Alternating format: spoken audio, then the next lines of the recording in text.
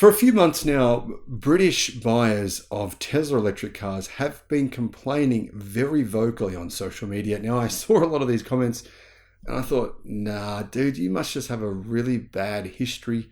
Maybe you just had lots of crashes and you're considered a high risk profile, therefore no one wants to insure you. But it turns out I was very wrong. Actually, getting electric car insurance in the United Kingdom for your Tesla, and actually for most electric cars, is extremely expensive. What's going on here? Is there some kind of hidden agenda? Is this something to do with oil companies being in cahoots with insurance? Do they have, oil companies possibly have investments in these insurance companies and they're trying to slow down EV adoption? Well, I don't know for sure, but this does all seem very, very weird. The numbers are so outlandish that it prompts us to ask the question, how and why is this going on?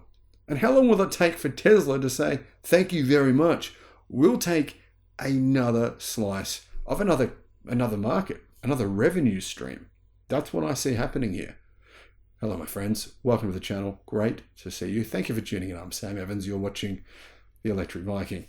Now, EV insurance can be expensive. Here in Australia, it costs probably 20% more than alternative internal combustion engine vehicles.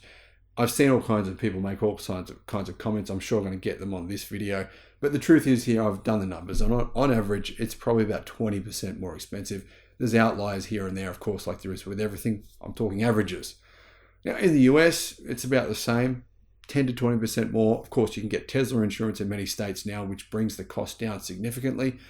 However, Tesla don't have insurance product available. You can't get Tesla insurance in Australia or the UK, or in fact in Europe. How long will it take before Tesla says, thank you very much, we'll take that market as well? I don't think it'll be long if this kind of idiocy and shenanigans and really profiteering doesn't end soon. Now, British EV drivers are getting huge shocks at renewal time, with some quotes increasing by 300%. Some insurance companies are refusing to actually insure electric cars, period. EVs cost more than combustion engine cars, not by a lot, and the price is coming down, but they're still a little bit more expensive, especially in the UK. But the promise of lower running costs has, well, it's tempted people who, even those who don't care about climate change, who don't think the planet is heating up, which I think most people actually are getting concerned about it based on the last few months of how hot the planet has been. But some drivers have found that running costs are not as good as what you'd expect because the insurance costs are so ridiculously high for electric cars in a number of different countries around the world. However, shocking rises in insurance costs, especially for drivers in the United Kingdom, have led many people to warn others to potentially don't buy an EV. They're saying, this is a problem here, guys.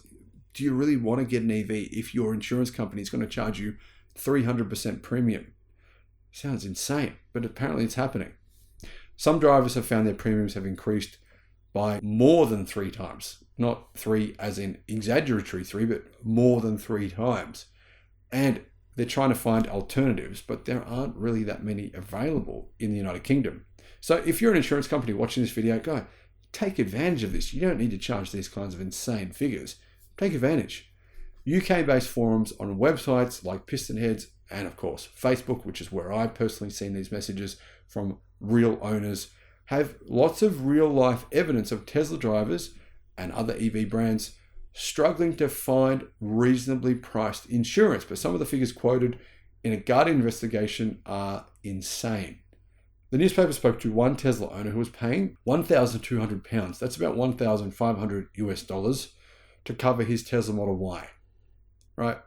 Australians, that's about 2,100 Australian dollars. He received a letter from his insurer at the year's policy approaches end, telling him it wouldn't be able to insure him next year. The driver started shopping around, but at least 4 big name insurers and even brokers declined to give him a quote. He eventually had to accept a policy from Direct Line for £4,500 or $5,500 US, that's about 8,500 Australian dollars.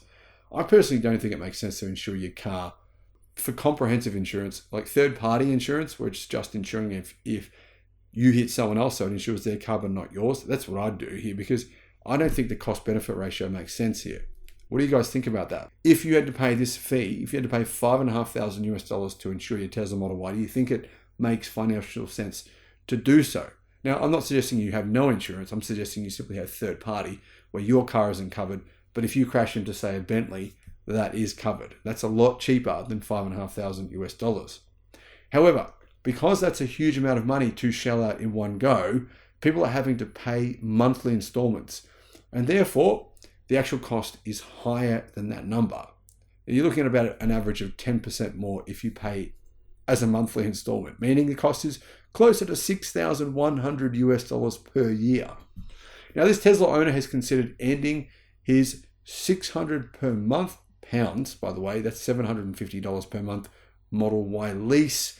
And the challenge there, though, with ending the lease is that there is a payout of $9,760, which of course is more than the insurance premium, but he would have known that when he agreed to the actual lease itself. But like I said earlier in this video, it's not only Tesla vehicles affected. The Guardian spoke to a smart EQ for 4 owner whose insurer, John Lewis, contacted him to say it wouldn't be able to offer him another year of cover at all. It's not going to cover him next year or any other year. John Lewis said that it had temporarily stopped offering electric vehicle cover while it analyzed the risks and costs of insuring electric cars and SUVs.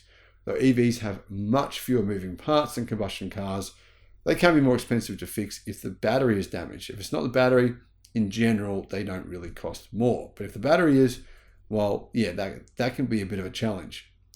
Rising insurance costs affecting drivers of combustion cars as well, though. And it looks like EV owners are being hit harder, though, for some reason. No one seems to really know why, and that's why some people believe there's something going on here, something strange happening. Data from confused.com shows that the average UK insurance premium for a combustion car had risen 30%, but EV insurance has grown by 72%. In my opinion, all this does is it says to companies like Tesla, hey, take advantage. Tesla has the data that it needs. Insurers, the more data you have, the easier it is for you to actually reduce the premiums. You can figure out who your at-risk people, who is driving your car like a maniac. Don't insure them. Just insure the people who are, reasonable drivers. Most people are. It's really the outliers that cost insurance companies money. There are outliers, people who are just going to have a crash, a big one. It's inevitable. And they're the ones you don't want to insure. And Tesla has a pretty good ways of being able to track you, being able to look at the data and decide whether or not you are one of those or you're not. And that's why Tesla insurance is generally cheaper. I think that's what will happen here. Tesla's just going to say, thank you very much, you muppets. You're charging ridiculous amounts for insurance. We'll just undercut you by, 40, 50%, and basically take this market. It's a growing market, massively growing. Think about it. These insurers, if they just want to focus on internal combustion engine vehicles, what exactly are they going to insure in 2035 when no one's buying those cars? This is a bad decision, in my opinion. But let's wait and see how this plays out. What are your thoughts? Let me know in the comments. Thank you for watching.